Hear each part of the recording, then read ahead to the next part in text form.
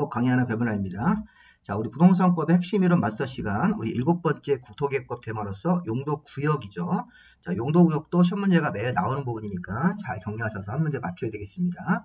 자, 용도구역은 5종류가 있을 겁니다. 용도지역에 우리 지난 시간에 용도지구를 정할 수도 있고, 또 용도지구를 안 하고 바로 용도구역을 용도지역 위에 정할 수도 있습니다. 자, 용도구역 5가지의 지정권자를 비교할 거고, 용도구역 5가지의 목적을 비교하셔야 돼요.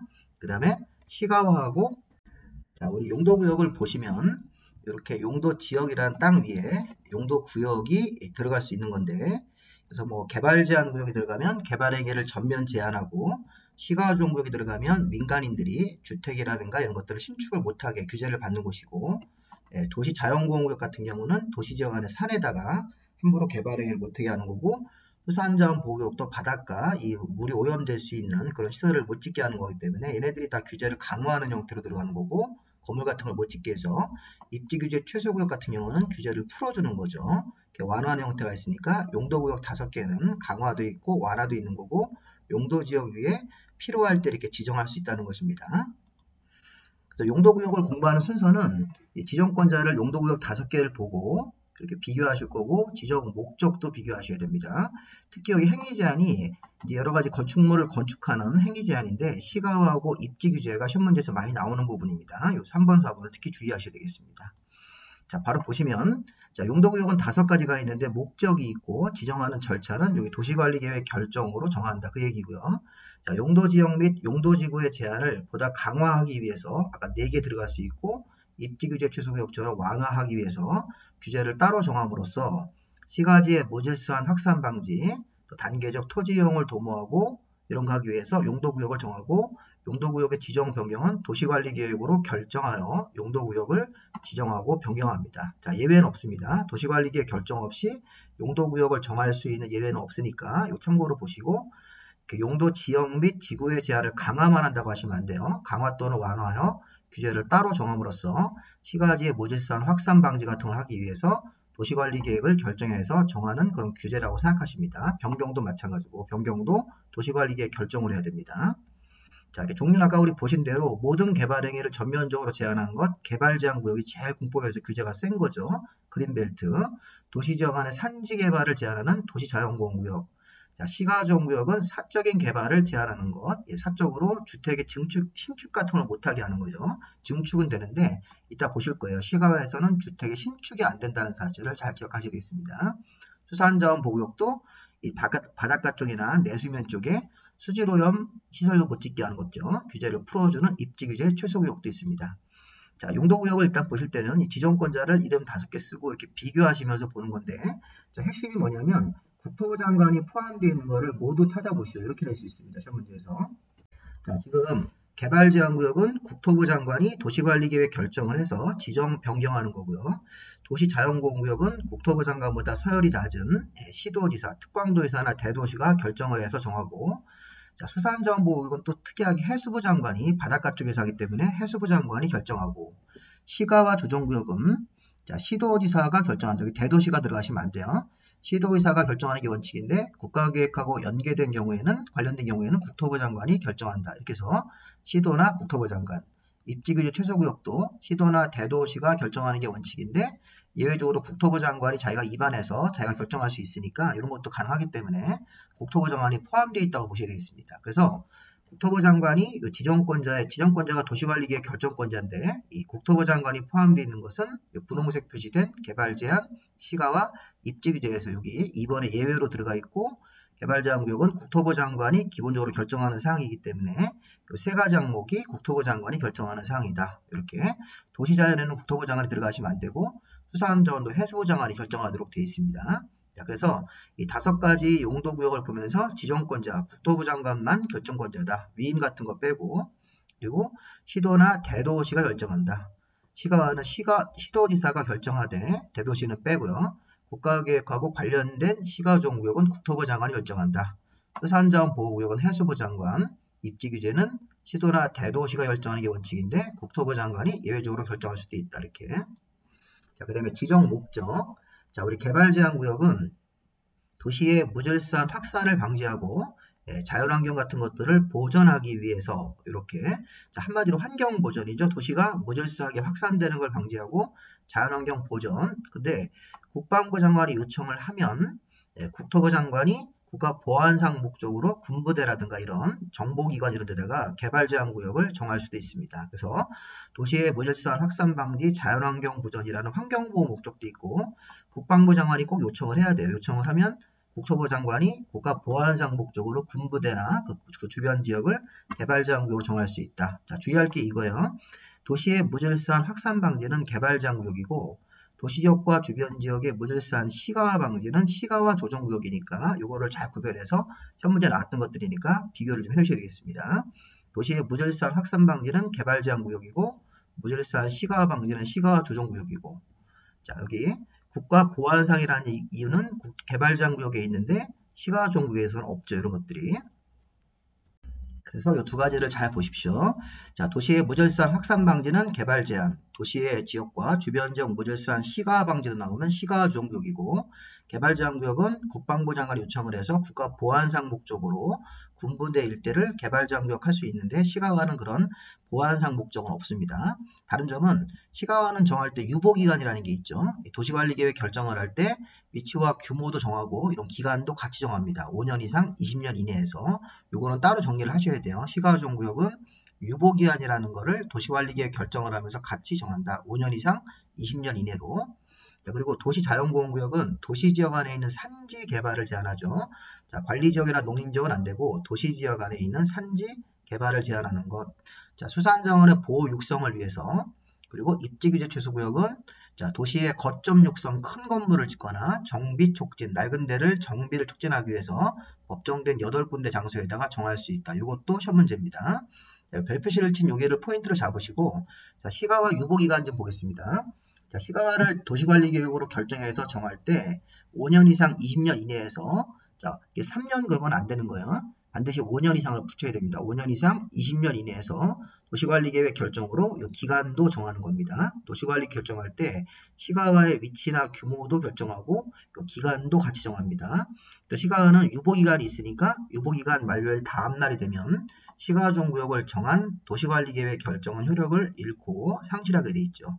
유보기간 만료일 다음 날 되면 시가화를 지정을 한 도시관리 결정은 효력을 잃고 실효고시를 의무적으로 해서 우리 주민들한테 알려야 되는 거죠.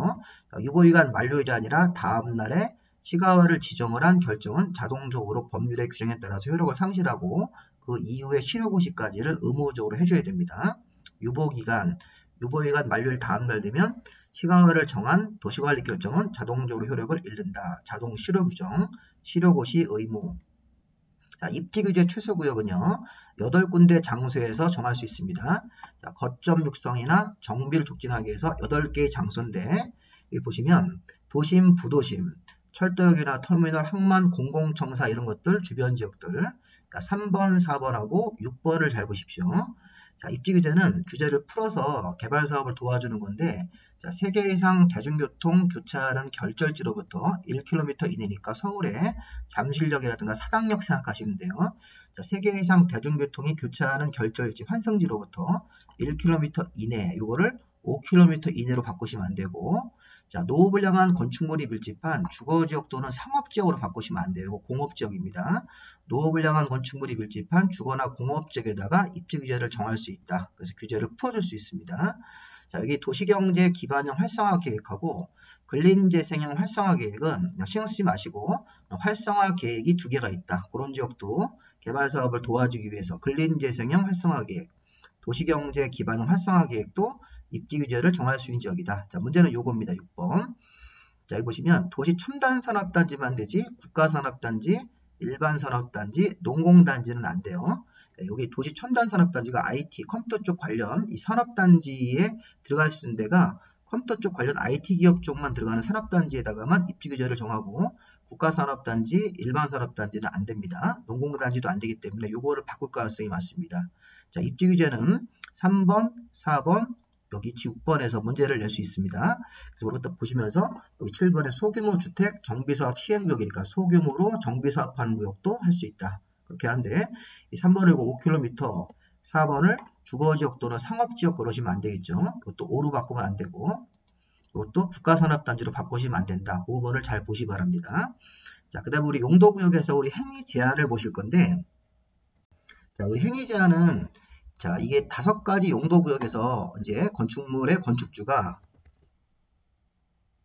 자, 행위 제한을 받는 겁니다. 항상 우리 행위 제한 그러면 용도구역에서 여기 보시면 용도구역 5가지에서 건물의 건축주가 행위 제한을 할 때는 건축주가 건물을 지을 때, 신축할 때 건축 제한, 건폐율, 용적률 제한을 받는데 이 우리 용도구역은 특이한 점이 이 법이나 다른 법률에서 정하는 거 세 종류, 이 법에서 정하는 것 이렇게 2가지로 용도구역에서 행위 제한을 구분을 하셔야 됩니다. 이게 무슨 얘기냐면 개발 제한 구역, 도시자연, 수산자원은 행위 제한이 다른 법률에 따로 정해져 있습니다. 그러니까 이게 공부할 게 없다는 거예요. 대신 시가화나 입지규제 최소구역은 행위 제한을 처리하는 방식이 국토계획법 내에서 직접 정합니다. 그래서 이게 요거를 보시면 개발 제한 구역의 건물 신축할 때 받는 제한은 따로 법률로 정한다. 도시자연도 따로 법률로 정한다. 행위 제한이라든가 그 밖에 지정 관리에 필요한 세부 사항은 따로 법률로 정하는 겁니다. 수산자원보호구역도 건축 제한 같은 행위 제한이 수산자원관리법이기 때문에 국토계획법이 아니라 다른 법입니다. 자, 개발제한구역의 행위 제한, 도시자연의 행위 제한, 수산자원보호구역 행위 제한은 다른 법률로 이렇게 국토계획법이 아닌 다른 법률로 정하는 건데 참고로 개발제한구역에서 따로 정하는 법의 이름은 개발제한구역 지정관리 및 특별조치법, 개발제한구역 지정관리 및 특별조치법, 도시자연공원구역에서 따로 정하는 법의 이름은 도시공원 및 녹지 등에 관한 법률, 도시공원 및 녹지 등에 관한 법률, 수산자원보호구역도 수산자원관리법입니다. 그래서 얘네들 셋은 행위자를 처리하는 내용이 다른 법률로 정하는 것 3개. 근데 이 법, 국토계획법 내에서 직접 정하는 게 2가지가 이게 중요한 거예요. 이거. 자, 여기 시가화종구역하고 입지규제는 행위제한을 처리할 때 국토계획법 내에서 이 2가지 행위만 해라. 입지규제 최소구역에서는 입지규제 최소구역 계획을 만들어서 이 계획으로 행위제한 내용을 정한다요. 그러니까 이게 이 분홍색으로 표시한 부분들은 공부를 해야 된다는 겁니다. 문제가 나오기 때문에. 자, 국토계획법에서 정한 다음 2가지 행위가 도시계획사업하고 허가 대상 행위 2가지를 이제 보겠습니다. 자, 시가화 쪽에 행위 제한은 2가지 행위만 할 수 있다. 국토계획법 내에서 정한 2가지. 첫 번째, 시가화에서 도시계획사업은 국방상, 공익상 불가피하면서 중앙행정기관회장이 요청을 하고 그 다음에 국토부 장관이 시가화에 지장이 없다고 인정하는 사업만 할 수 있습니다. 이 도시계획사업이. 자, 우리 도시계획사업이 뭔지는 우리 앞에서 배우셨어요. 공익사업 3가지입니다. 자, 도시계획사업은 도시계획시설사업, 도시개발사업, 정비사업이죠. 그리고 3가지 사업은 시가화에서 자유롭게 맘대로 하는 게 아니라 국방상, 공익상 불가피하여 중앙행정기관회장이 요청을 하고 국토부 장관이 시가화에 지장이 없다고 인정하는 도시계획사업만 할 수 있는 겁니다. 이렇게 국토부 장관 인정도 하고 국방상, 공익상 불가피하다고 중앙행정기관회장이 요청을 해야 됩니다. 이렇게 요청이 있고 국토부 장관이 인정하는 도시계획사업만 할 수 있고 국토부 장관이 인정을 안 해주면 못하는 겁니다. 도시계획사업도 시가화에서는. 그리고 이 도시계획사업을 제외한 나머지 행위는 여기 1번부터 7번까지 자, 이 행위가 시가화에서 허가를 받는 것, 특광시군수한테 6명한테 허가받고 하는 게 도시계획사업 이외의 행위입니다. 도시계획사업 이외의 행위는 여기 써있는 요것만 할 수 있는데 이 노란색이 특히 중요합니다. 자, 노란색이 주택의 증축, 그 다음에 종교시설의 증축까지 개인들이 짓는 주택, 개인들이 만드는 종교시설은 신축이 안 되고 증축만 되는 거예요. 증축만. 자, 그런데 여기 하얀색으로 쓴 거 축사나 창고는 건축 허가받아서 마을 공동설의 설치, 공익이나 공용설 같은 것도 설치입니다. 자, 여기 노란색으로 쓴 것들은 신축이 안 되고 하얀색으로 쓴 1번, 3번, 4번 이런 거는 신축이 된다는 뜻이에요. 그래서 이걸 갖다가 선별적으로 시가화에서는 허가를 받아서 이런 것들을 할 수 있다.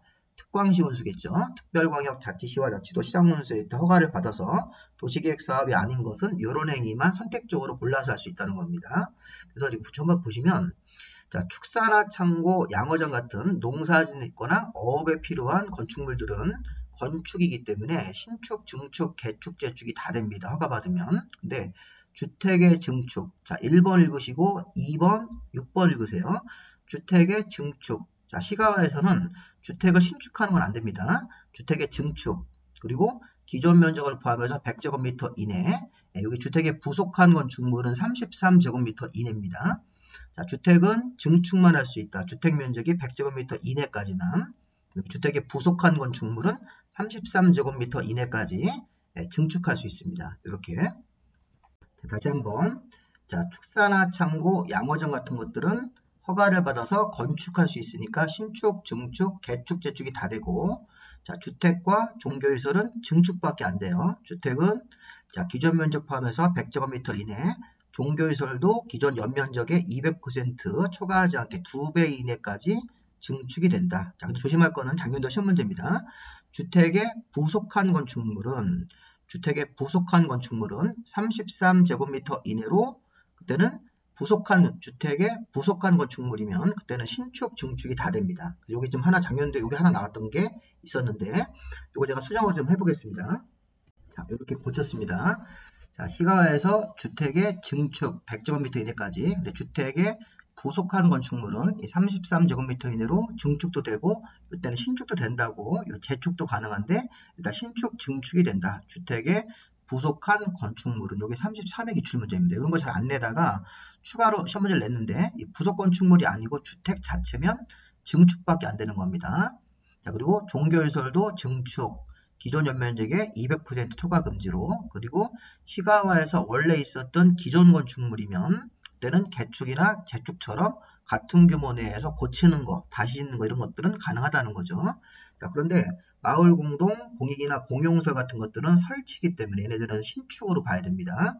1번, 3번, 4번은 신축이 된다. 설치, 공짜 들어가는 공동, 공익, 공용 같은 관공서들, 새마을회관 같은 공동은 설치, 축사나 창고, 양호장도 건축이니까 신축, 증축, 개축이 다 되는데 주택은 증축만, 종교도 증축만, 시가화 종족에서 원래 쓰던 기존 건축물이면 개축 같은 것들이 같은 규모 내에서 다시 짓는 것. 그 밖에 용도 변경, 인목의 벌채, 융림, 토석 채취, 토지 합병 분할과 형질 변경도 참고로 허가받고 할 수 있다. 그래서 시가화에서는 도시계획 사업은 국방사무 이상 불가피해서 중앙행정의장이 요청을 하고 국토부 장관이 인정하는 사람만 하는 거고, 도시계획 사업이 아닐 때는 이렇게 허가받아서 하는 건데 이 노란색은 신축이 안 된다는 거고 나머지 하얀색으로 쓴 1번, 3번, 4번은 신축이 된다는 뜻인데 주택의 부속한 건축물이면 33 이내로 이거는 신축을 또 인정합니다. 이렇게 돼 있으니까 주택 자체는 증축, 주택의 부속한 건축물이면 신축이나 증축, 재축이 가능하다. 이렇게 해서 한번 보시 바랍니다. 자, 시가화에서는 이렇게 허가를 할 때 주변에 도시계획 사업시행자가 있으면 의견을 들어야 됩니다. 도시계획 사업시행자한테 방해되면 안 되기 때문에 이 허가를 내줄 때 도시계획 사업시행자한테 의견을 들어야 되고, 시가화에서 허가 안 받고 개발행위하거나 부정한 방법으로 허가를 받아서 개발행위하면 3년 이하의 징역 3천만 원 벌금에 처합니다. 자, 시가화에서 의무적 허가라는 건 뭐냐면 여기 좀 전에 허가를 받아서 할 수 있다. 허가를 내줄 수도 있고 안 내줄 수도 있는데 의무적으로 허가하는 게 뭐냐면 이 축사 같은 거예요. 축사. 가구당 축사 면적이 300제곱미터 이하로 설치, 신축 같은 거 할 때는, 퇴비사는 100제곱미터 이하로 설치할 때는 특별한 사유가 없으면 허가를 거절하지 말고 허가를 내주라는 겁니다. 축사가 규모가 300제곱미터 이하, 퇴비사가 100제곱미터 이하로 설치할 같은 거 허가 신청이 들어오면 특별한 사유가 없으면 허가를 의무적으로 내줘야 된다. 이렇게 거부하지 말고 허가를 필수적으로 내줘야 된다. 이런 것도 있으니까 한번 읽어보시 바랍니다. 자, 입지규제 최소구역도, 자, 그러니까 시가화에서는 두 가지 나눠서 행위하는 거고, 입지규제 최소구역 안에서는 입지규제 최소구역 계획을 이걸 따로 수립해서 이 계획으로 건물을 짓는 겁니다. 자, 입지규제 최소구역에서는 국토계획법 내에서 입지규제 최소구역 계획을 수립해가지고 행위 제한 내용을 따로 정하는 겁니다. 그래서 기존의 건폐율, 기존의 용적률 무시하고 이 계획에서 별도의 건폐율과 용적률이 나오게 돼 있죠. 이것처럼 이 최소구역 계획의 내용에는 건축물의 종류, 건폐율 용적률 높이, 주요 기반시설의 확보, 또 새로운 용도적이나 용도지구를 정할 수도 있고 지구 단위 계획 같은 것도 결정할 수 있습니다. 입지규제 최소구역의 내용. 자, 그 다음에 이게 이제 30일 때 시험 문제인데 입지규제 최소구역에 들어갔을 때는 기존 규제를 완화시켜주기 위해서 주택법상 주택의 배치, 부설 주차장, 미술작품이나 공개공지 관련 규정은 이거는 배제할 수 있습니다. 배제해서 새로운 규정을 대신해서 만들어줄 수 있다는 뜻입니다. 주택법상 주택의 배치, 주차장법상 부설주차장, 자, 문화예술진흥법상 미술작품 만드는 거, 공개공지 만드는 규정들은 기존 법 규정을 배제하고 요 최소구역 계획으로 다른 규정을 만들어서 주택의 배치나 주차장 같은 것들을 처리할 수 있다는 것이고, 자, 완화하는 규정은 학생들을 보호하는 학교 환경 위생 정화구역 행위 제한하고 문화재를 보호하는 역사문화 환경 보전지역 규제는 이거는 완화입니다. 자, 이름을 외우는 게 중요한 게 아니라 학교 학생들 역사문화 그런 문화재를 보호하는 관련 규정은 완화입니까 배제입니까? 완화입니다. 근데 이 앞에 주택의 배치, 부설주차장, 미술작품, 공개공지의 규정은 이 건축법, 진흥법, 주차장법, 주택법 규정을 아예 배제시키는 겁니다. 그래서 이거는 별도로 따로 이렇게 주택의 배치 규정이나 주차장 규정을 별도로 만들어줄 거기 때문에 기존 관련 규정들을 다 배제할 수 있다. 이거 학생들 보호하는 거하고 문화재 보호하는 관련 규정은 배제하지 말고 완화해서 적용할 수 있다. 그리고 입지규제 최소구역도 도시관리계획을 결정해서 지정하는데 이 결정하는 과정에서 협의 요청을 받은 행정기관의 장들은 다른 도시관리계획은 30일 안에 의견을 회신하는 건데 입지규제 최소구역을 정하기 위한 도시관리계획 결정을 할 때는 신속한 결정을 하기 위해서 협의 요청을 받은 행정기관의 장들이 10일 안에 의견을 제시하도록 되어 있습니다. 금물 기준으로. 30일의 뜻도 뭐가 나냐면 입지규제 최소구역을 다른 법률에서는 못 정합니다. 자, 다른 법률에서 도시관리계획 결정을 의지하더라도 이 법에 따르지 않고는 입지규제 최소구역의 지정과 이 최소구역 계획을 결정할 수 없다. 다른 법에서는 못하고 국토계획법 내에서 정식 도시관리계획 결정을 해가지고 입지규제 최소구역도 정하고 이 최소구역 계획도 결정을 해줘야 된다는 겁니다. 다른 법으로는 처리할 수 없다. 국토계획법 내에서 정식 도시관리계획 결정을 해서 지정도 하고 이 계획도 수립하라는 것입니다. 자, 이렇게 해서 여기 시가화 쪽 행위 제한하고 입지규제 쪽 행위 제한을 잘 보셔야 됩니다. 시가화에서는 두 가지 할 수 있죠. 도시계획 사업하고 그 밖에 허가받는 거. 입지규제 최소구역에서는 최소구역 계획을 만들어서 규제한다. 그리고 배제하는 거 4개, 완화하는 거 2개. 이렇게 한번 보시기 바랍니다. 자, 여기까지 마무리하시고, 자, 지금 강의하는 거는 요 교재가 있으니까 요거는 여기 제가 그 유튜브 거기 해설란에다가 다운받을 수 있는 주소를 파일을 받을 수 있게 제가 만들어 왔으니까 그거 보시고 다운을 받아서 한번 읽어보시고 교재를 구입하시려면 저한테 문자를 주시면 되겠습니다. 여기까지 마무리하겠습니다.